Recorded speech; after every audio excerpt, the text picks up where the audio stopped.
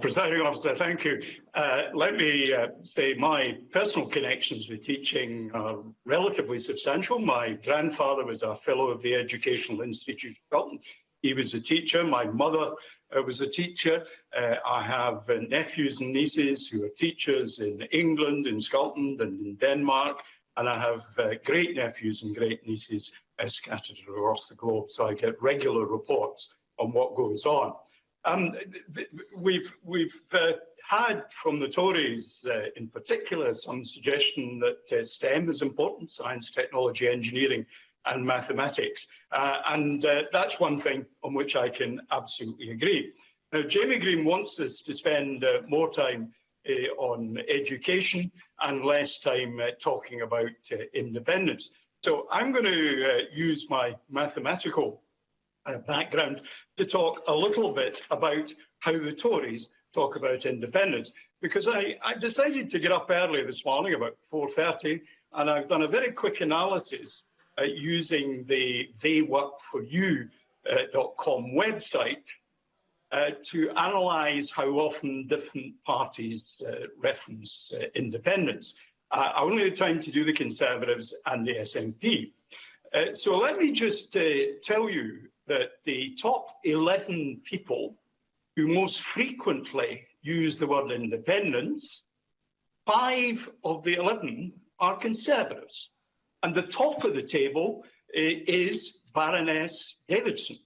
She speaks 22.22 times per annum on independence. Now, with the Tories being 5 of the top 11, what that means is that the Tories are 1.7 times more likely to be in the top part of the speaking about independence group in this Parliament.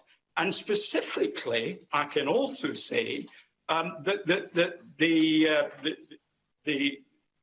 average speaking about independence by a Conservative is 6.24 times per annum. And the average number of times an SNP member of this Parliament speaks about independence per annum is 5.4 times. So the obsession about independence in this Parliament, the obsession about independence in this Parliament comes from the Conservative benches. Now, it's quite proper to ask ourselves why that should be. And of course, the answer to that is quite straightforward. It's simply a cover for their inattention to the development of policy, not just in education, vital as that undoubtedly is, but right across a wide range of the areas of responsibility that lie in this Parliament. I can see, as others in this Parliament will have seen, the leaflets that are coming out in advance of next year's Scottish Parliament election. We will have seen the leaflets that have come out over the last 10 years for the Conservatives. They have talked about virtually nothing about independence. Now, that talking, of course, isn't just on the leaflets. It's on the websites of Conservative MSPs. The person who comes bottom on the frequency of talking about independence in this place is Tom Mason. Well done, Tom. You've always got other things, except that when we look at his website, he's only got 2 issues on his website. One of them is about cash points, and we can make common cause with him that. The other is about opposing independence. And that is the message that comes across every single time the Tories open their mouths. It's about their opposition to independence. And that's because they have so little time to do thinking about anything else. Now, Jamie Green talked about choice, and we have choices about the issues that we bring to this Parliament, and bringing education to this Parliament is a perfectly proper choice. But it wasn't a debate about education in reality. By putting independence front and centre, they showed that once again, they're using their obsession with independence of Scotland, that is, of course, front and centre to cover their shortcomings elsewhere.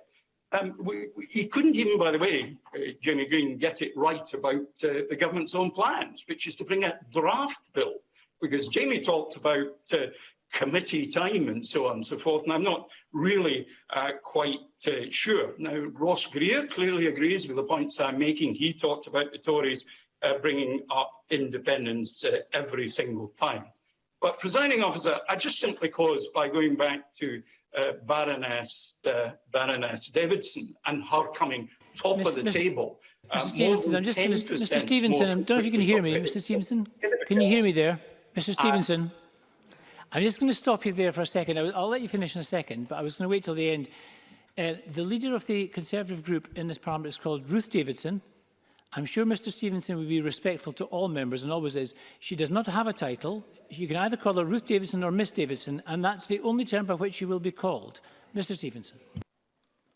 Well, Presiding Officer, I apologise if I've transgressed the rules. I obviously have not been keeping up on her plans to become Baroness Davidson. I'm sure that's something she will look forward to in the future, and I apologise unreservedly to her.